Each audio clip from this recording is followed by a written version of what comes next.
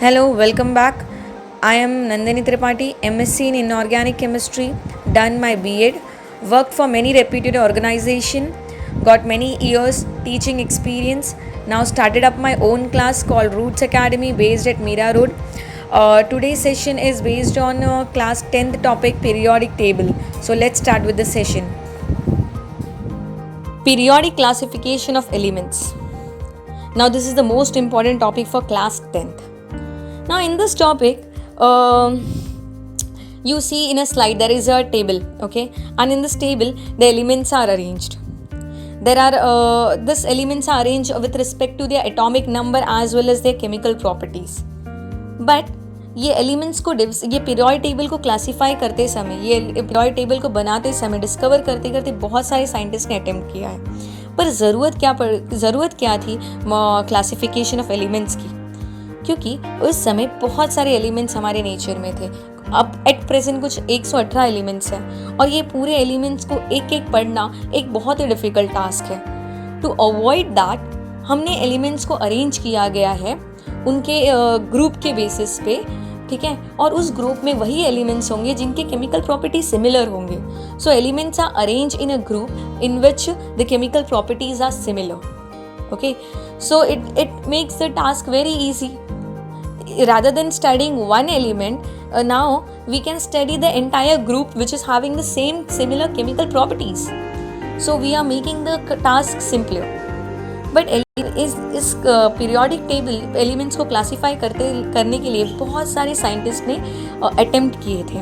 और इस चैप्टर में हम यही पढ़ने जा रहे हैं कौन से साइंटिस्ट ने अटेम्प्ट किए थे, क्या क्या उनके लॉस थे, क्या क्या उनके ड्रॉबैक्स थे, क्या क्या उनके मेरिट्स थे. साथ ही साथ हम ये पढ़ेंगे modern periodic table. Now this screen you see the classification of elements. Yeah this is my second slide. Now in this the first scientist who is also known as the father of chemistry, that is Antoine Laurent Lavoisier. He was the first person who attempted to classify the elements. He classified the element with respect by their properties. He classified into two groups, metals and non-metals. पर drawback क्या था, उनका problem क्या था कि उन्हें बहुत सारे एलिमेंट्स मेटल्स में मिले और बहुत कम एलिमेंट्स नॉन मेटल्स में मिले. साथ ही साथ कुछ ऐसे भी एलिमेंट्स मिले जिनमें मेटल्स और नॉन मेटल्स प्रॉपर्टीज़ दोनों ही थी. इस वजह से वो एलिमेंट्स को क्लासीफाई नहीं कर पाए. तो ये उनका ड्रॉबैक था. लेकिन हमारे first scientist who attempted to classify the element was Antoine Laurent Lavoisier. Okay, Dobereiner triads. Now Dobereiner he arranged the elements having a similar properties into groups called triads. Okay, what is triads now? डॉबेरेन ने एक group बनाया और इस group में 3 elements रहेंगे. आज 3 elements हैं इसीलिए इनको ट्रायड्स बुलाते हैं. इसमें जो एलिमेंट्स अरेंज हुए थे वो increasing order of atomic mass के हिसाब से हुए थे. So when the elements they arrange in the order of atomic increasing atomic mass, okay, in a group there was only 3 elements. He found that the middle element, जो middle elements है उसका atomic mass approximately same है first 2 element के mean से. जैसे कि 3 triads हम discover कर चुके थे. एक है अल्कलाइन मेटल ग्रुप, सेकेंड है अल्कलीन अर्थ मेटल ग्रुप और थर्ड है halogen group. Alkaline metal group में आप देख रहे हो lithium, sodium, potassium. Alkaline earth metal group में 3 एलिमेंट्स हैं, कैल्शियम, स्ट्रॉन्शियम और बेरियम.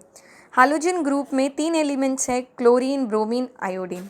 ठीक है, एलिमेंट्स हम अल्कलाइन मेटल ग्रुप की तरफ देखेंगे. Lithium, sodium, potassium. सोडियम का एटॉमिक मास क्या है? 23. डॉबेरेन ट्रायड्स कहता है कि अगर फर्स्ट 2 एलिमेंट्स का मीन निकालेंगे, उनके एटॉमिक मास का मीन निकालेंगे, तो इट विल बी रफली equal to the atomic mass of middle element. Let's see, आप 7 + 39 डिवाइड बाई 2 करोगे तो आपको आंसर क्या मिलेगा?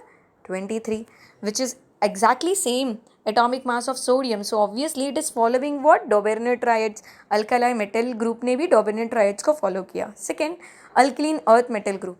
अल्कलीन अर्थ मेटल ग्रुप में आप कैल्शियम, स्ट्रॉन्शियम, बेरियम देख रहे हो. कैल्शियम का एटॉमिक मास है 40, स्ट्रॉन्शियम का 88 एंड बेरियम का 137. आप 40 + 137 निकालो, डिवाइड बाई 2 करो, आपको आंसर कुछ 88 पॉइंट समथिंग आएगा. ठीक है, अगेन इट इज़ अगेन रफली approximately equal to what? Strontium atomic mass. So again alkaline earth metal group is following what, Dobereiner triads. तीसरा है हैलोजन ग्रुप. हैलोजन ग्रुप में है chlorine, bromine, iodine.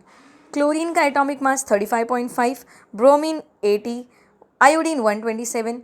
If you take 35.5 plus 127 divide by 2 means if you are taking out the mean of first two elements, आपको answer again कुछ 81 point something आएगा. तो again it is रफली approximately equal to the atomic mass of second element, that is middle element. So these three triads, alkali metal group, alkaline earth metal group and halogen group, they are following what, Daubernier triads. The third scientist थे Newlands law of octets. Okay, Dobereiner triads हमारा follow नहीं हो पाया क्योंकि इन तीन triads, इन तीन I mean कुछ 9 elements के अलावा कोई और एलिमेंट्स ये ट्राइड्स को फॉलो नहीं कर पा रहा था. Okay, only 9 elements were following the Daubernier triads. Other elements it was not following Daubernier triads, so that was the demerit of Daubernier. There was second scientist, his name is John Newland, and John Newland ने उन्होंने law लाया and it was commonly known as Newland's law of octaves. When elements are arranged in the increasing order of the atomic masses, the properties of eighth element resemble with the properties of first elements. This was compared to the octaves music, hence called Newland's law of octaves.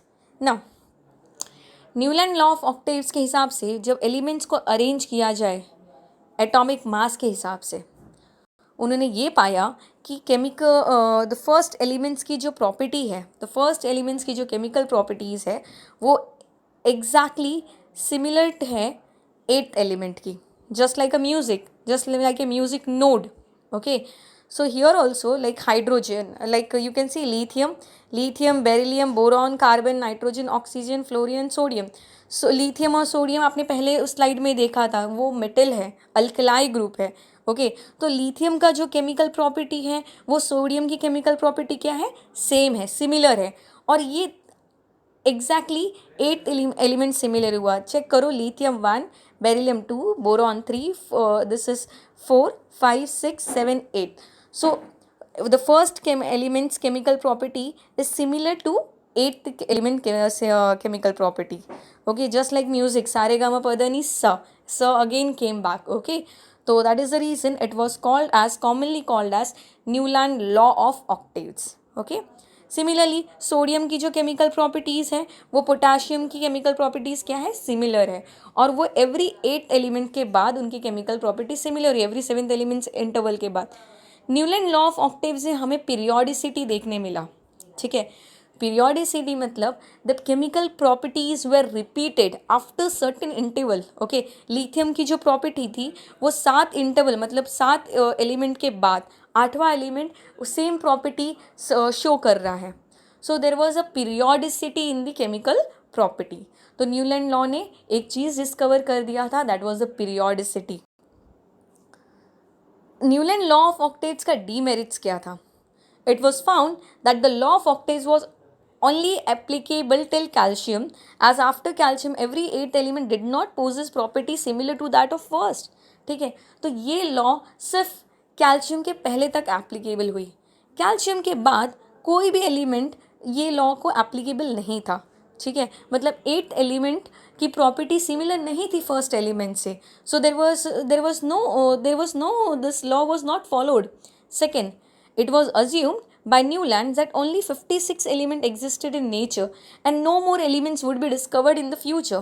But later on, several new elements were discovered whose property did not fit into the law of octaves. Newlands को लगा कि सिर्फ 56 element इस nature में discover होंगे, उसके आगे कोई एलिमेंट्स डिस्कवर होगा नहीं. लेकिन ऐसा था नहीं, बहुत सारे एलिमेंट डिस्कवर हुए और वो उस लॉ को फॉलो नहीं कर रहे थे. तो that was again second demerits. Third, in order to fit element into a table, Newland adjusted 2 elements in the same slot, but also put some unlike elements under the same note. Cobalt and nickel are in the same slot, and these are placed in the same column as fluorine, chlorine, and bromine, which have very different properties than these elements. Iron, which resembled cobalt nickel in properties, has been placed far away from these elements. Thus, Newland law of octets worked well with lighter elements only. तो तीसरा demerit ये था कि बहुत सारे element ना proper arrange नहीं हो पाए थे, जैसे कि कोबाल्ट एंड निकल। कोबाल्ट और निकल फ्लोरीन, क्लोरीन और ब्रोमीन के ग्रुप में प्लेस कर दिया गया था। As you know, bromine, chlorine, bro, ये सारे जो हैं ये हालोजन है। तो कोबाल्ट और निकल को हालोजन के ग्रुप में डाल दिया गया और साथ ही साथ कोबाल्ट निकल को एक ही स्लॉट में डाल दिया गया। तो दूसरा ये था कि आयरन, आयरन जिसकी प्रॉपर्टी सिमिलर थी कोबाल्ट और निकल को, उनको एक ग्रुप में डालने के बदले iron was too far, iron को बहुत ही दूर कर दिया कोबाल्ट और निकल को। It was place somewhere else. So this like elements were not arrange with respect to their chemical properties. Okay, so that was the third demerits, and that is the reason it was no that is the reason that was the demerit of Newland law of octets. तो Newland law of octets खाली lighter elements के लिए work किया गया जिसका atomic mass कम था। आगे calcium के आगे elements were not followed. Okay, Mendeleev periodic law. Mendeleev periodic law was discovered by Mendeleev, and when he started working there were a lot of elements were discovered.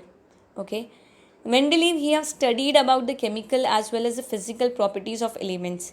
He tried to find out the relationship of chemical properties, physical properties with respect to atomic mass, and then he arranged the element in the order of increasing atomic mass.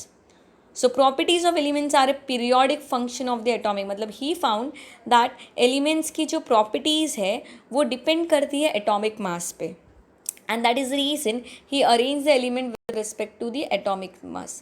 This is what you see in the slide is the Mendeleev arrangement or Mendeleev classification of elements. Okay, so he classified the elements based on this, and this is the Mendeleev periodic table.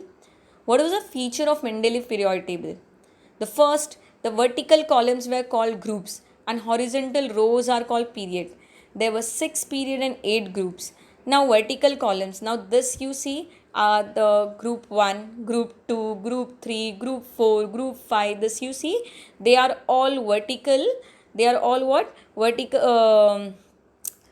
They are all vertical columns, and that is the reason this vertical columns they are called as a groups. Whereas horizontal, can you see here periods? Yeah. A, B, this is all periods. Okay, so this horizontal rows, okay, they are periods. They are what? Periods. Okay, this horizontal line what I am drawing, no, they are all periods. Whereas this vertical column, okay, this is vertical column, and they are called what? Groups. Okay, so vertical columns were called groups, and horizontal rows are called what? Periods. Okay, now the elements in each group resemble with each other in many properties. Means whatever the elements, this all elements they know they are placed in one group. Can you see hydrogen, lithium, sodium, potassium? They are placed in a one group, and whatever the elements placed in a one group, they have a similar properties. Okay, so group is resembling what? The elements which are having similar properties वो एक group में है. मतलब जो भी elements जिनकी property similar होगी वो एक group में रहेंगे. All the elements in the group show the same valency. मतलब जो भी elements एक group में हैं उनकी वैलेंसी क्या होगी? सेम. जैसे कि लिथियम, सोडियम, पोटाशियम, रुबिडियम, ये सब एक ग्रुप में, फर्स्ट ग्रुप में इनकी वैलेंसी क्या है? 1 1 1. ओके, तो ग्रुप में जो भी एलिमेंट्स एक ग्रुप में होंगी उनकी वैलेंसी क्या होगी? सेम होगी. The properties like atomic size, melting point, boiling point change gradually in period while going left to right. Okay, now you know what is period. This horizontal horizontal rows are called periods. तो जब हम left to right की तरफ बढ़ेंगे तो इनकी properties, जो भी इनकी प्रॉपर्टीज़ है, मेल्टिंग पॉइंट, बॉइलिंग पॉइंट, वो इंक्रीज़ होगी. मतलब आप लेफ़्ट टू राइट जब बढ़ोगे ना तो इनकी प्रॉपर्टीज़ सेम नहीं रहेगी बल्कि चेंज होगी. Okay, it will increase, it will gradually change. Okay, so this is all properties of Mendeleev periodic table. Now, what was the advantage of Mendeleev periodic table?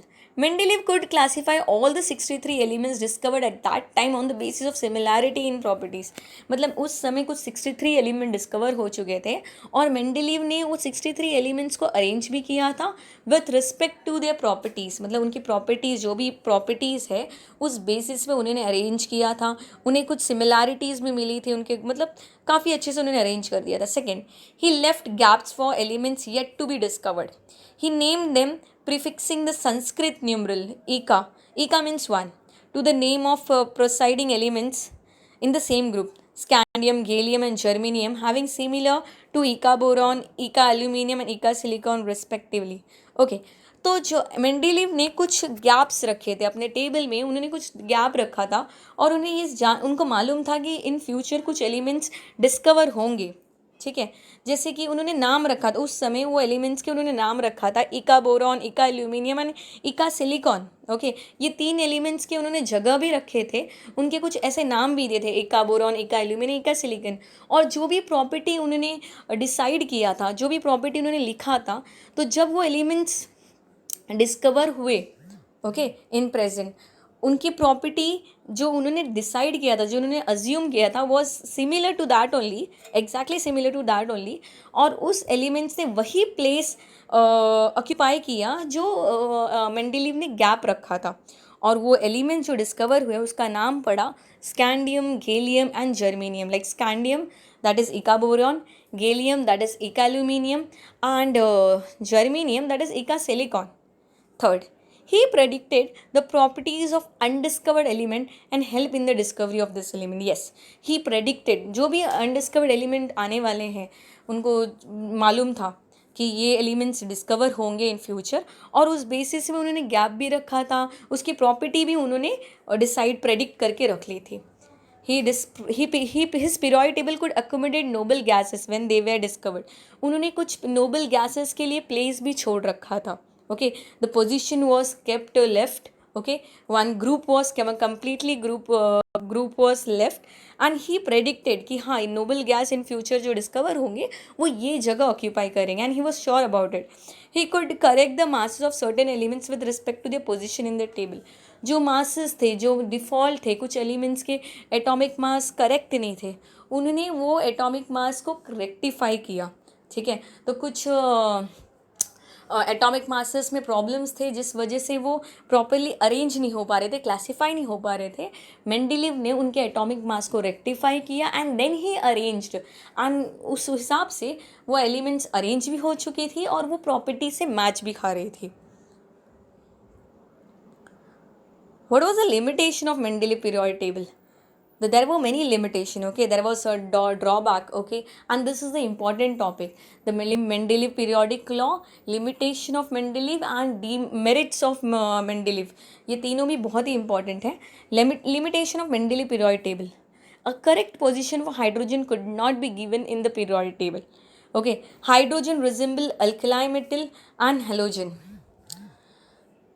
Hydrogen आपने अब periodic table आप देख रहे हैं, periodic table में, ठीक है, ये पॉइंट हम बाद में देखेंगे पीरियोडिक टेबल का स्लाइड खोल के, तब हम ये पॉइंट को पढ़ेंगे. सेकंड है the position of isotopes could not be explain. तो जो isotopes, you know what is isotopes? Isotopes are those element which have same atomic number but different atomic mass. Okay, तो आइसोटोप्स का position उन्होंने बराबर decide नहीं कर पाए थे क्योंकि he arrange the element with respect to what atomic mass, and in isotopes atomic mass is different and atomic number is same. For example,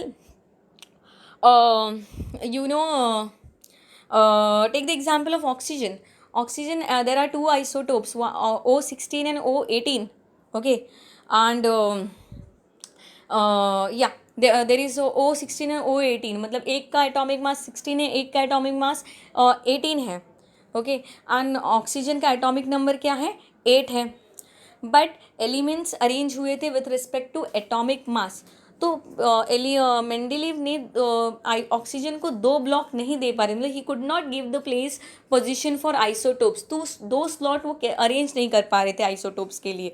so that was the reason he could not able to give the position for isotopes and he would not able to explain as well.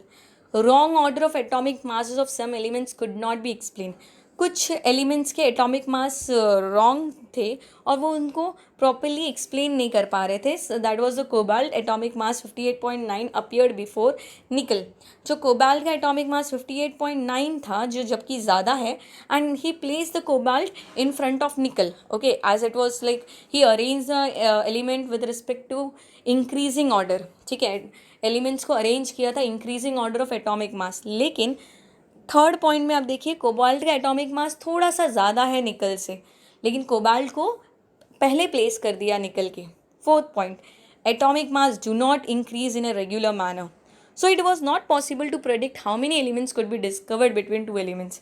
Atomic mass बड़े कुछ elements के atomic mass regularly arrange, मतलब regular manner से place नहीं किए थे. कभी आगे, कभी जिसका एटॉमिक मास ज़्यादा है वो आगे प्लेस हो गए थे, कभी किसके एटॉमिक मास कम है वो पीछे प्लेस हो गए थे. So it was not properly somewhere arrange.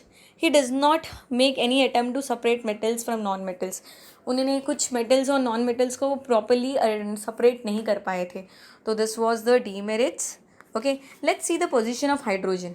Okay, now position of hydrogen. You know, in your periodic table, yeah, in a periodic table you see the hydrogen is placed in a group 1. okay, and it is placed in a separate block. वो group 1 से ना एकदम completely attach नहीं किया है. okay, so hydrogen is placed in a group 1, but hydrogen की जो properties है, ओके, जो हाइड्रोजन की प्रॉपर्टीज़ हैं वो हालोजन के साथ, हालोजन से भी मिक्स होती है. It was somewhere like halogen as well. See, hydrogen resemble alkali metal. They combine with halogen, oxygen and sulfur to form compound having a similar formula. Hydrogen just like alkali metal, जैसे alkali metal oxygen से react करते हैं, जैसे alkali metal oxygen से react करते हैं, उसी तरह हाइड्रोजन भी ऑक्सीजन से, हालोजन से रिएक्ट करके सिमिलर फॉर्मूला बनाते थे. okay, so hydrogen was having some property similar to alkali, but hydrogen was also having some property similar to halogen. like halogen covalent compound बनाते हैं, जैसे कि ClCl. okay, both are combining and forming Cl2, divalent. okay, diatomic, right? तो hydrogen भी diatomic है, जैसे H combine and it is forming H2. Okay, so hydrogen की alkali की भी प्रॉपर्टी है और हालोजन की भी प्रॉपर्टी है. एंड इस वजह से, क्योंकि हाइड्रोजन की वैलेंसी भी 1 है, okay, that is the reason hydrogen को एक प्रॉपर प्लेस नहीं मिल पाया पीरियोडिक टेबल में. Okay, so here we done with this, where I explained you about the periodic classification and the scientist who attempted to classify the periodic table. In next session, we are going to learn modern periodic table and discovery of modern periodic table.